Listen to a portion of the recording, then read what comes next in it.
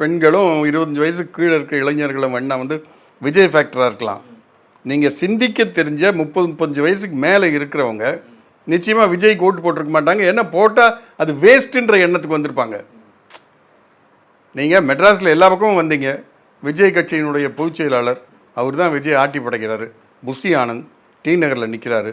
அவருக்கு எவ்வளோ ஓட்டு விழுந்து அவர் ஜெயிப்பாருன்னு உங்களால் சொல்ல முடியுமா? அதுதான் வந்து ஒரு மிகப்பெரிய ஒரு கேள்வியாக இருக்குது. விஜய் வந்து அதிமுகவினுடைய வெற்றியை வந்து தடுக்கிற ஒரு இடத்துல இருக்கிறாரு, திமுகவினுடைய வெற்றியை தடுக்கக்கூடிய இடத்துல அவர் இருக்காரு.